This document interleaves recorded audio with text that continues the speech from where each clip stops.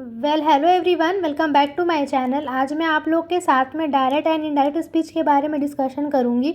Direct and indirect speech क्या होता है और इसके क्या रूल्स है, क्या फैक्ट्स है, मैं विद एग्जांपल के साथ अच्छे से समझाऊंगी ताकि आपको अच्छे से समझ में आ जाए। वीडियो स्टार्ट करने से पहले मैं बोल दूँ, आप अगर मेरे चैनल पर नए आए हैं तो आपका 1 स्टेप टू सक्सेस में बहुत स्वागत है। अगर आप एजुकेशन से रिलेटेड वीडियो देखना चाहते हैं तो मेरे चैनल को ज़रूर सब्सक्राइब कर, बेल आइकन को ज़रूर हिट कर ताकि नोटिफिकेशन आप तक पहुंच सके।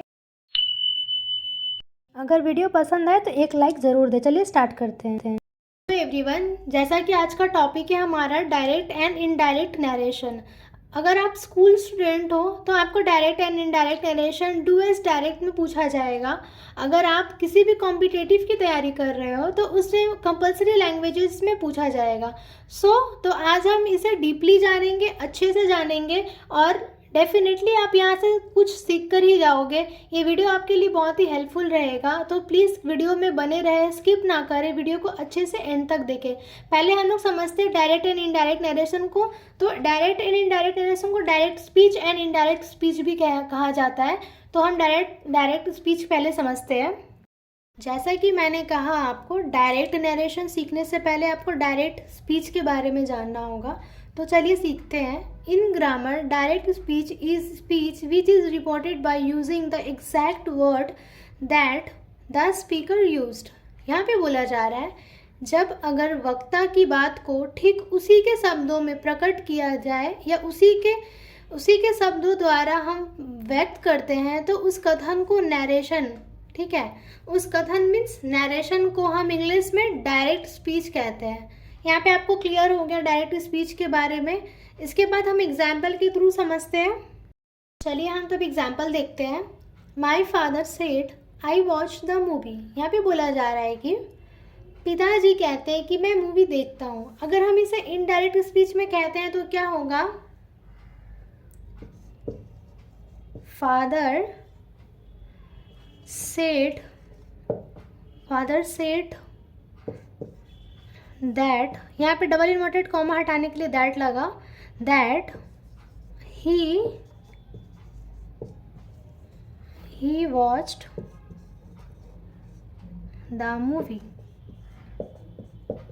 तो यहाँ पे क्या कहा गया? पिताजी ने कहा कि वो मूवी देखते हैं। यहाँ पे आप क्लियर हो गए। यहाँ पे डायरेक्ट फॉर्म में बोला गया, यहाँ पे इनडायरेक्ट फॉर्म में बोला गया। तो यही होता है डिफरेंसेस। अब आगे बढ़ते हैं। आई होप यहाँ तक क्लियर हो गए होंगे। अब आगे बढ़ते हैं। डायरेक्ट स्पीच को 2 पार्टों में डिवाइड किया गया है। ये देखते हैं कौन कौन से है। फर्स्ट है हमारा रिपोर्टिंग पार्ट और सेकंड है रिपोर्टेड स्पीच। ये 2 पार्ट में डिवाइड किया गया है। रिपोर्टिंग पार्ट क्या है? जब वक्ता की बात को जिस सब्जेक्ट या वर्ब और ऑब्जेक्ट से शुरू करते हैं उसे हम क्या करते हैं? रिपोर्टिंग पार्ट कहते हैं। समझने का मतलब ये है, अगर हम किसी पार्ट को इन्वर्टेड कॉमा, जैसा ये मैंने बताया था डबल इन्वर्टेड कॉमा के बाहर रखते हैं तो ये उसे क्या कहते हैं? हम रिपोर्टिंग पार्ट। यहाँ पे अच्छे से समझिएगा। रिपोर्टिंग पार्ट में क्या होता है? सेंटेंस डबल इन्वर्टेड कॉमा के बाहर होता है, जिसे हम डायरेक्ट स्पीच कहते हैं। डायरेक्ट स्पीच में रिपोर्टिंग पार्ट कहते हैं, ठीक है। अब हम इसे एग्जांपल से समझते हैं, अच्छे से समझ जाइएगा आई होप। तो मैं एक एग्जांपल ले लेती हूँ। जैसे ही said to me I am going to market. जैसा कि मैंने बोला, यहाँ पे डबल इन्वर्टेड कॉमा है, मैंने इसको क्लोज कर दिया है। इसके बाहर का जो वर्ड है ही सेड टू मी, यहाँ पे ही सेड टू मी क्या है? डबल इन्वर्टेड कॉमा के बाहर है। तो यही क्या कहलाएगा? Reporting part. इसे ही हम रिपोर्टिंग पार्ट कहते हैं। यहाँ पे आप क्लियर होगा रिपोर्टिंग पार्ट क्या होता है। चलिए अब नेक्स्ट देखते हैं रिपोर्टेड स्पीच। तो अब आता है हमारा रिपोर्टेड स्पीच। जब कुछ भी वक्ता के द्वारा कहा जाता है तो उसे हम रिपोर्टेड स्पीच कहते हैं, ठीक है। यहाँ तक क्लियर है। अब हम इसे क्या करते हैं? एग्जाम्पल के थ्रू समझते हैं। जैसे मैंने एग्जाम्पल लिया, ही said to me I am going to school। यहाँ पे क्या कहा गया है? He said to me I am going to school। ठीक है, तो यहाँ पे क्या होता है कि जो भी सेंटेंस है वो कहाँ रखा जाएगा? वो डबल इन्वर्टेड कॉमा के अंदर रखा जाएगा। जो डबल इन्वर्टेड कॉमा के अंदर रखा जाता है उसे हम कहते हैं रिपोर्टेड स्पीच, क्योंकि वो क्या कर रहा है, ये उसके द्वारा ही बोला जा रहा है। ठीक है, उसके द्वारा ही बोला जा रहा है, तो ये क्या हो गया? Reported speech. यहाँ तक क्लियर होगा ये reported speech and reporting part में क्या डिफरेंसेस है, मैंने यहाँ पे अच्छे से क्लियर कर दिया। अब हम कुछ फैक्ट्स जानते हैं जो डायरेक्ट स्पीच के जो नियम होते हैं उसके अनुसार हम चेंज करते हैं। वो बहुत वेरी इंपॉर्टेंट है, मोस्ट इंपॉर्टेंट है, आप उसको राइट डाउन कर सकते हैं। चलिए वो देखते हैं। सो डायरेक्ट स्पीच के इंपॉर्टेंट रूल्स के बारे में जान लेते हैं, जो मोस्ट इंपॉर्टेंट होते हैं कि आपको समझने में ये बहुत ही आसान रहेगी, क्योंकि ये डायरेक्ट स्पीच में दिया गया है फिर इनडायरेक्ट स्पीच में दिया गया है। तो फर्स्ट रूल जान लेते हैं, इसमें क्या होती है। मैंने कुछ देर पहले ही कहा था कि डायरेक्ट स्पीच में जो वक्ता की बात वो कहाँ पे होती है? इन्वर्टेड कॉमा में होती है, उसे इन्वर्टेड कॉमा में रखा जाता है। यहाँ पे क्लियर हो गए। और सेकंड आता है हमारा, जो शब्द इन्वर्टेड कॉमास में बंद होते हैं, जो शब्द यहाँ पे लिख देती हूँ मैं, जो शब्द इन्वर्टेड कॉमा में बंद होते हैं उन्हें क्या कहा जाता है? कुछ देर पहले ही मैंने बताया था, रिपोर्टेड स्पीच। रिपोर्टेड स्पीच कहा जाता है। यहाँ पे क्लियर हो गए। थर्ड है हमारा, थर्ड रूल है हमारा, जो वर्ब अगर इन्वर्टेड कॉमा के बाहर होते हैं तो उसे क्या कहा जाता है? Reporting verb. उसे रिपोर्टिंग वर्ब कहा जाता है। यहाँ तक क्लियर हो गए। इसके बाद नेक्स्ट और लास्ट आता है हमारा एक रूल्स, वो देख लेते हैं, वो जो इम्पोर्टेंट है। सो लास्ट हमारा रूल्स होता है कि रिपोर्टिंग वर्ब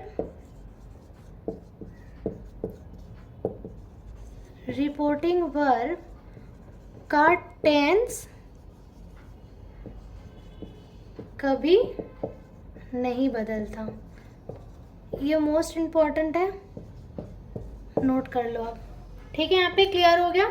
रिपोर्टिंग वर्ब का टेंस कभी भी नहीं बदलता डायरेक्ट स्पीच में। यहाँ तक क्लियर है। अब हम आते हैं इनडायरेक्ट स्पीच में। मैंने इससे पहले डायरेक्ट स्पीच को अच्छे से क्लियर कर दिया था, उम्मीद है कि आपको अच्छे से समझ में आ गई होगी। अब इसके बाद हम आते हैं इनडायरेक्ट स्पीच। इनडायरेक्ट स्पीच क्या, ये समझ लेते हैं। Indirect speech which tells you what someone said but does not use the persons actual words. यहाँ पे कहने का तात्पर्य क्या होता है? जब हम वक्ता की कही हुई बात को अपने शब्दों में कहते हैं, मतलब वक्ता की बात को बदल कर, तोड़ मोड़ कर, मान लो अपने शब्दों में हम प्रकट करते हैं या उसे व्यक्त करते हैं, तो उसे क्या कहते हैं? इनडायरेक्ट स्पीच कहा जाता है। यहाँ से क्लियर हो गए, उसे हम इनडायरेक्ट स्पीच कहते हैं। अब हम एग्जाम्पल के साथ समझते हैं। तो हम एक एग्जाम्पल ले लेते हैं, जैसे कि इनडायरेक्ट स्पीच में होगा वो, he told me that he was going to market। ठीक है, he told me that he was going to market। ये क्या हुआ? इनडायरेक्ट स्पीच में कहा गया। मैंने इसका सेम सेंटेंस, सेम एग्जाम्पल मैंने डायरेक्ट फॉर्म में बताया था, तो ये इसका क्या हुआ? इनडायरेक्ट स्पीच होगा। तो यहाँ पे आपको डिफरेंसेस समझ में आएंगे कि इनडायरेक्ट स्पीच क्या होता है। यहाँ पे मैं क्लियर हो गई। इसके बाद समझते हैं कि इनडायरेक्ट स्पीच के नियम क्या क्या होते हैं, जिससे आप डायरेक्ट स्पीच को इनडायरेक्ट स्पीच में बदल सकते हैं। इसके नियम देख लेते हैं। हम इनडायरेक्ट स्पीच के रूल्स देख लेते हैं, जिससे आप इनडायरेक्ट स्पीच को डायरेक्ट फॉर्म में या डायरेक्ट स्पीच में बदल सकते हो। फर्स्ट आता है हमारा, इसमें कोई भी इन्वर्टेड कॉमा नहीं होती, डेट कॉमा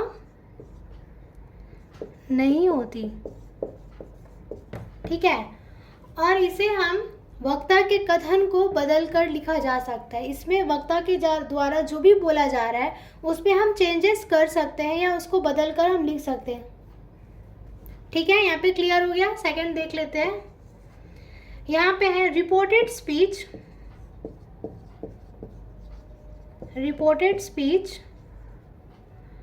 का पहला अक्षर क्या होता है? कैपिटल में होता है। पहला अक्षर क्या होता है? कैपिटल लेटर होता है, ठीक है। यहाँ पे क्लियर है। रिपोर्टेड इनडायरेक्ट स्पीच में पहला लेटर क्या होता है? हमेशा कैपिटल लेटर में होता है। यहाँ पे आपका क्लियर हो गया। इसके बाद हमारा आता है थर्ड रूल्स देख लेते हैं। थर्ड रूल्स में है रिपोर्टेड पार्ट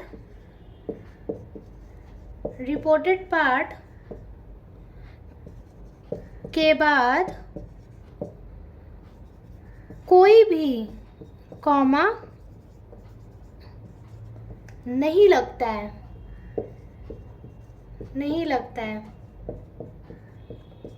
क्लियर है। यहाँ पे फोर्थ देख लेते हैं। फोर्थ है यहाँ पे हमारा रिपोर्टेड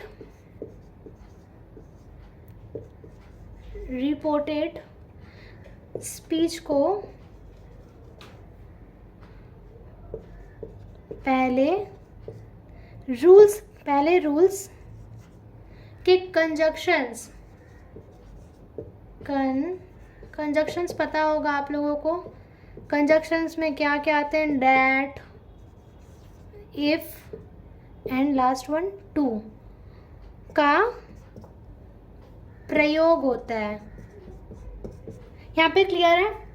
यहाँ पे बोला जा रहा है थर्ड में रिपोर्टेड स्पीच को, यहाँ पे बोला जा रहा है कि रिपोर्टेड स्पीच को पहले रूल्स मैंने बताया था। कंजक्शंस में क्या क्या आते हैं? दैट, इफ, टू मैंने बताया था, मेरे पहले वीडियो में आप देख सकते हो। तो कंजक्शन दैट, इफ, टू में आप इसको क्या कर सकते हैं? इनडायरेक्ट स्पीच को बदल सकते हैं। यहाँ तक क्लियर हो गया कि इनडायरेक्ट स्पीच में क्या क्या लगते हैं? दैट, इफ एंड टू, ये तीन को आप क्या कर सकते हैं? इनडायरेक्ट स्पीच में आप यूज कर सकते हो। एंड लास्ट मोस्ट इम्पॉर्टेंट देख लेते हैं एक रूल्स। लास्ट रूल्स है हमारा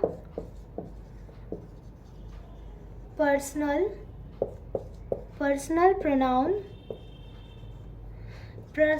प्रोनाउंस और रिपोर्टेड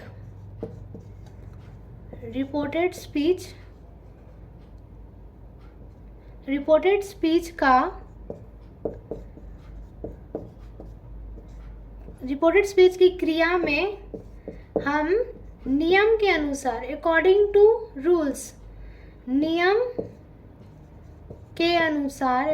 टू रूल्स क्या कर सकते हैं? चेंज कर सकते हैं। हम इसे क्या कर सकते हैं? अकॉर्डिंग टू रूल्स, जो रूल्स दिया गया है इनडायरेक्ट स्पीच में उसके अनुसार हम क्या कर सकते हैं? चेंज कर सकते हैं। यहाँ तक हम क्लियर हो गए इनडायरेक्ट स्पीच के रूल्स के साथ में। यहाँ पर हम अच्छे से क्लियर हो गए। अब आगे बढ़ते हैं। आई होप कि यहाँ तक आपको क्लियर हो गया होगा अच्छे से। अब आगे देखते हैं। तो अब हमारा आता है rules for changing direct speech to indirect speech. अभी आप यहाँ पे समझते हैं कि डायरेक्ट को इनडायरेक्ट में कैसे बदलेंगे और बदलते समय कोई भी गलती ना करें। यहाँ पे ये जान लेते हैं। फर्स्ट में हम ले लेते हैं क्या? Change in pronoun. हमें क्या करना है? इसे प्रोनाउंस में चेंज करना है, ठीक है। प्रोनाउंस में क्या करना है? चेंज करना है। किसे चेंज करना है? रिपोर्टेड स्पीच को,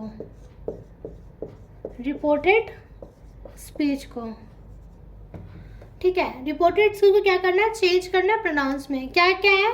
रिपोर्टेड स्पीच के फर्स्ट पर्सन जिसके द्वारा बोला जा रहा है, ठीक है। फर्स्ट प्रोनाउन क्या क्या लगेगा हमें, डायरेक्ट स्पीच में हमें क्या क्या लगेगा, देख लीजिए यहाँ पे, I, we, my, mine, us, our, ours, को,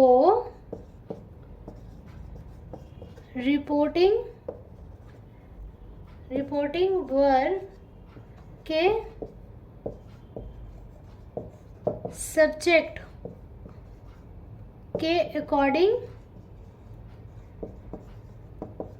क्या कर सकते हैं, हम बदल सकते हैं।